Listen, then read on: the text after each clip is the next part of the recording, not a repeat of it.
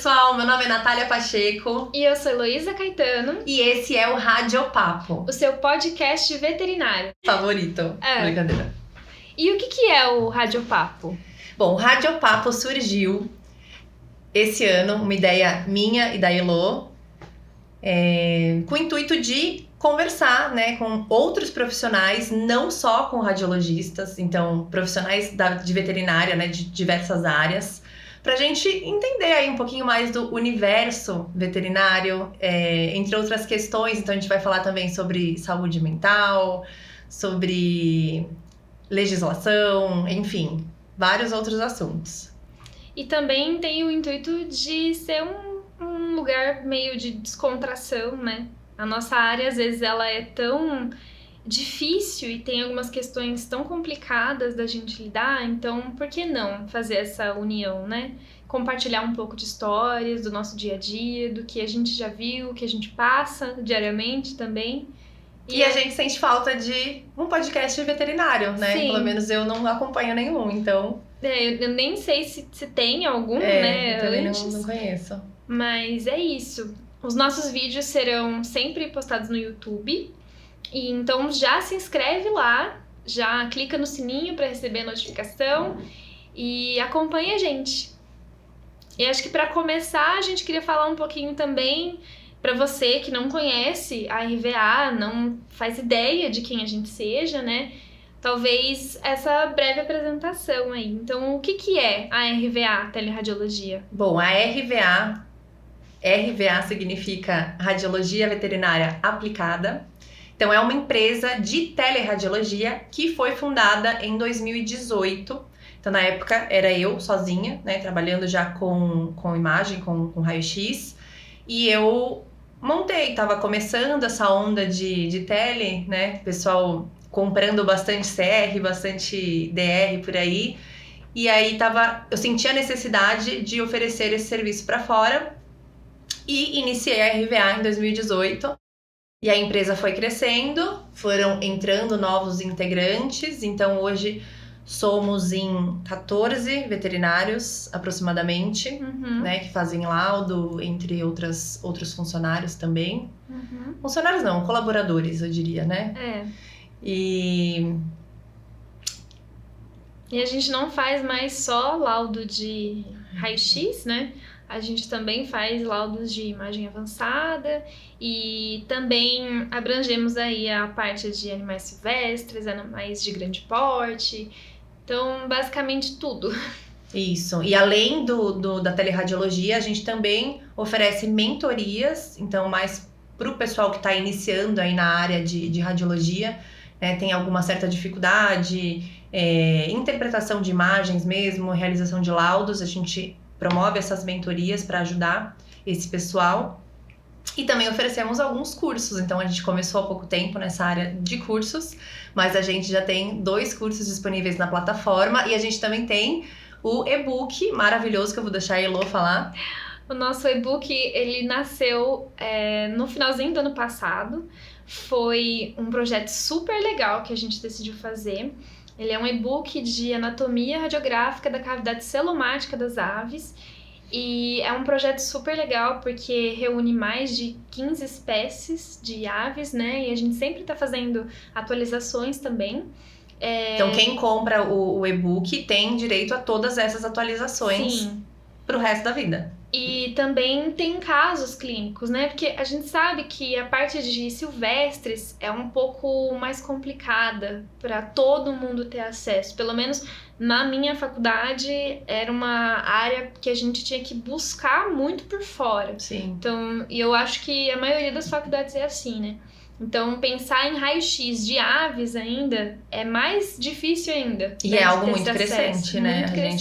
A gente atende muitas clínicas hoje na teleradiologia e todos os dias tem alguns exames de silvestres, entre eles aves. Então, é uma área que cresce cada vez mais e é importante a gente saber, né, de como diagnosticar e ter um material aí para nos ajudar também.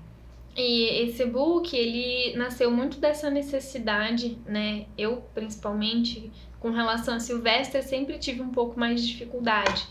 E eu sentia falta de ter esse material onde eu pudesse olhar, onde eu pudesse entender a anatomia, onde eu pudesse ver alguns casos para comparar se a imagem que eu estava vendo era um pouco parecida ou não tinha nada a ver. Então foi meio que dessa necessidade, né? E é um e-book muito bacana. Quem comprou gostou bastante, né? É verdade, só elogios. E acho que é isso, né? Eu queria falar um pouquinho, na verdade, perguntar um pouquinho, Nath, sobre a sua trajetória na radiologia. Eu comecei lá atrás, em 2010, me formei em 2009, em veterinária, né? E em 2010 iniciei a parte de radiologia, fui fazer curso lá no IVE, então conheci o pessoal lá do Instituto Veterinário de Imagem em 2010, 2011 fiquei no trainee, acabei ficando lá então esses 2 aninhos. E depois disso, já retornando para Campinas, né, que é onde eu moro. Não é Campinas, mas tudo bem. Voltando para Campinas, já comecei a trabalhar na área. Então, desde 2012, eu já trabalho somente com radiologia, né? Tenho curso de ultrassom também, fiz alguns cursos lá no IVE na época, mas falo que nunca deu tempo de utilizar, porque a rotina com o raio-x foi tão grande que o ultrassom acabou ficando deixado de lado por mim e tudo bem, deu tempo de fazer só uma coisa. Eu acho que o raio-x te chamou muito, né? O raio-x teve uma demanda maior na minha vida, então acabou que eu fiquei só nessa área da radiologia, né? E desde sempre, dentro da área da radiologia, eu sempre gostei muito de ressonância magnética. Então, desde a primeira vez que eu vi uma ressonância magnética, eu me apaixonei loucamente pela imagem e decidi coloquei na minha cabeça que eu faria algo relacionado à neuroimagem um dia na minha vida.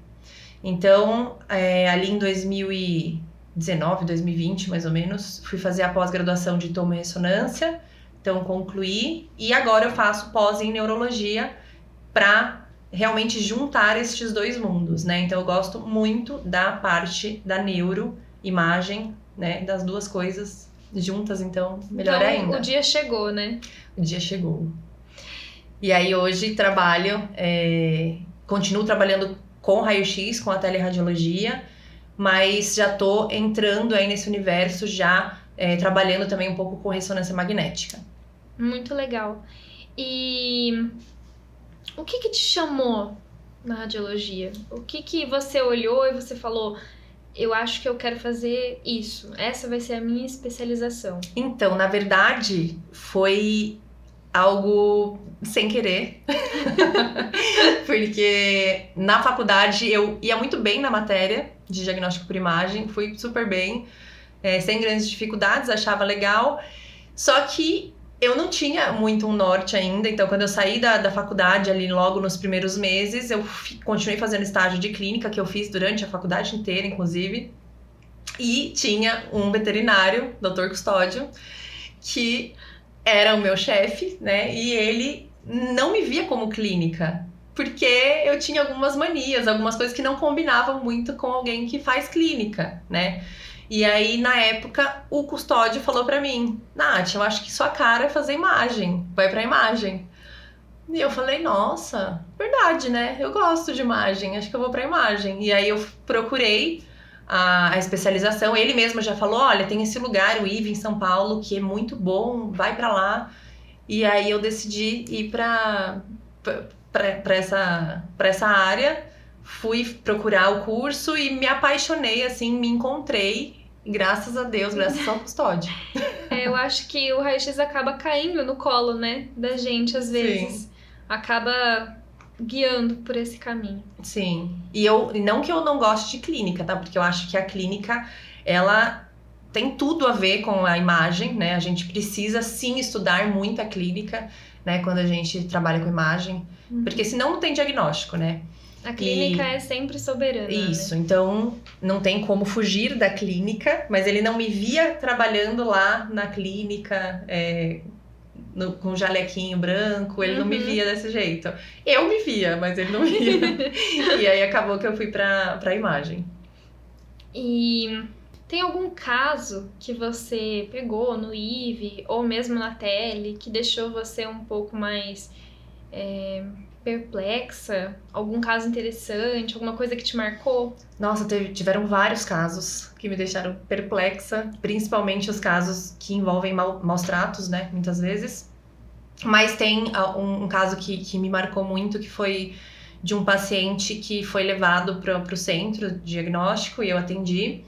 E ele tinha sido encontrado dentro de um saco, amarrado, com um machado na cabeça. Nossa. E esse paciente, claro, ele chegou sem o machado já, mas ele tinha, assim, um ferimento absurdamente grande.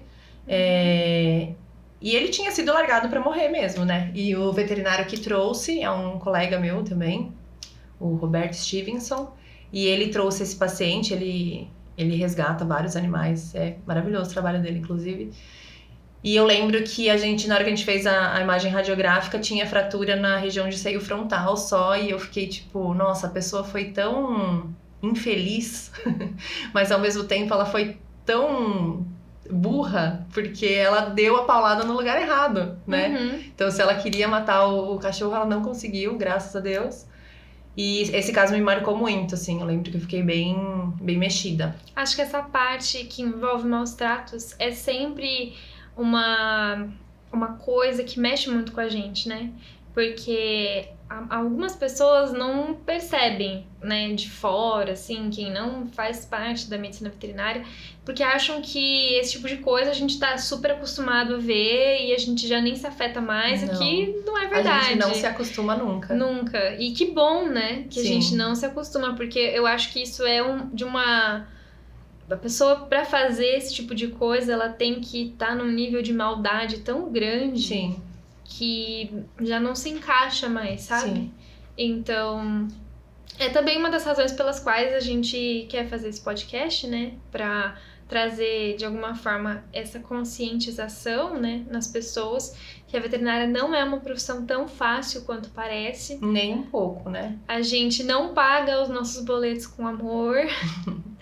E a gente precisa ter uma força muito grande, porque esses casos, pacientes que chegam pra gente desse jeito, mexem muito com a gente, né? Deixa Sim. uma marca. Eu acho que quem faz veterinária, quem entrou nesse mundo, entrou por amor, né? Claro. Sim. Porque é uma profissão que você precisa gostar muito, né? De animais pra estar ali presente, pra fazer tudo que a gente faz. Então, eu acho muito difícil, claro que deve ter, mas uma porcentagem muito pequena de pessoas que entram por outros motivos na faculdade, né? Mas a maioria entra sim por amor, então com certeza a maioria das pessoas, dos veterinários que vocês conhecerem, serão apaixonados por aquilo que fazem, pelo paciente. Então podem acreditar nisso. E acho que a gente continua também, né? Por amor. Ah, sim, com certeza. Porque continua. Se você vê essa quantidade de coisas que a gente acaba recebendo. A gente tem que estar disponível o tempo todo. Sim, então tem que ter bastante amor para continuar mesmo. Sim, com certeza. E você, Heloísa? Gostaria de saber de você, né? Me conta um pouquinho da sua trajetória na radiologia. Ai, eu sou ainda, eu falo, né, costumo falar que eu sou um nenê ainda na radiologia, né, porque não faz tanto tempo assim que eu tô na área, mas também foi uma área que caiu no meu colo totalmente sem querer, não tava planejado, né. Eu também comecei a minha faculdade, eu queria clínica de felinos quando eu entrei. Em algum momento do processo eu comecei a pensar em clínica de silvestres, porque aí tinha muita coisa que eu queria ver que eram de animais exóticos, mas o meu foco durante muito tempo nos meus estágios foi a clínica. E aí quando eu tava, se eu não me engano, no 3º ou 4º ano, mais ou menos, eu acabei caindo sem querer na patologia, né? Então fui para laboratório. E eu achei super interessante, super legal, eu gostava bastante da rotina, eu cheguei a trabalhar em um laboratório em Campinas também, e eu gostava bastante da rotina, e nesse laboratório tinha um equipamento de raio-x. E quem fazia as imagens também era por teleradiologia, né? E basicamente a nossa função ali era só fazer o posicionamento mesmo, mas eu comecei a me interessar por esse mundo preto e branco. Maravilhoso. É maravilhoso, não tem como, né? E nessa época também eu conheci um dos médicos veterinários que ficava nesse centro diagnóstico, que ele era ultrassonografista, e eu comentei com ele, né, sobre esse meu interesse e tudo mais, e ele super, assim, botou muita pilha mesmo pra eu ir pra raio-x, porque era uma coisa que ele talvez também quisesse, sabe, ter mais conhecimento, porque eu sinto que, assim, não é todo mundo, mas algumas pessoas ou vão só pro ultrassom ou vão só pro raio-x. Tem bastante, né? Fica mais em um lugar só, né? Em uma área só. É difícil ter alguém que faça tudo. E ele sentia esse interesse, sabe? Pelo raio-x, ele gostava e acho que acabou plantando essa sementinha em mim, né? E aí depois eu acabei recebendo uma proposta para trabalhar em um outro centro diagnóstico e aí era no raio-x, e aí eu falei, bom, esse é o meu momento. Então eu também fiquei super assim, precisava ser no IVE, eu queria que fosse no IVE. Eu sabia da fama do IVE, de ser um lugar muito bom, com pessoas muito, muito boas. E eu queria estar ali no meio, né? E aí eu comecei a fazer a pós, e aí as coisas foram se desenrolando até eu conhecer a Nath, né? Que é onde estamos aqui hoje, nesse momento, agorinha. Sim. Então acho que foi também meio que caiu no meu colo, porque o meu período de imagem na faculdade foi meio que ali durante a pandemia, né? Então tinha dias que a gente tinha aulas presenciais, que era mais liberado, mas tinha outros momentos em que estava completamente em lockdown, tudo fechado, então não tive tempo, eu acho, para desenvolver esse amor na faculdade, sabe? Mas eu fico muito feliz de ter tido contato com esse amor no pós-faculdade. Eu acho que era de alguma forma pra ser, né? Sim, e teve uma quase desistência da área, né? Teve muitas vezes uma quase desistência da área, mas eu cheguei a quase desistir de verdade do raio-x no ano passado, né, em 2024. Eu passei por algumas coisas e achei que talvez fosse uma área que não ia fazer sentido pra mim. Eu cheguei a ficar um pouco afastada, cheguei a fazer uns 3 meses de clínica, que daí eu entendi que não era aquele caminho que eu queria. Com certeza. Porque a clínica tem essa questão, né? Eu sou uma pessoa muito sensível, então todos os pacientes que chegavam pro meu atendimento, eu queria chorar, eu queria levar embora pra casa, pra cuidar em casa, pra ter certeza de que ia ficar tudo bem. Eu era a doida que ficava mandando mensagem pra todos os tutores que eu atendia pra ter certeza de que estava tudo bem com o paciente. E nesse período eu acabei percebendo o quanto eu sentia falta do mundo preto e branco. E aí surgiu essa nova oportunidade de retornar. Aí eu recebi o currículo mais lindo da história, o portfólio da Heloísa, sem precisar de ninguém na época na RVA. Não tava sentindo falta de mais ninguém, o time tava meio completo. Uhum. E aí recebi o portfólio da Heloísa e fiquei assim encantada com a qualidade e com o empenho, eu queria muito o emprego da RVA. E aí a gente conversou e ela acabou entrando pro nosso time e perfeitamente fez o papel que ela precisava fazer. Está fazendo. Faço marketing da RVA também, né?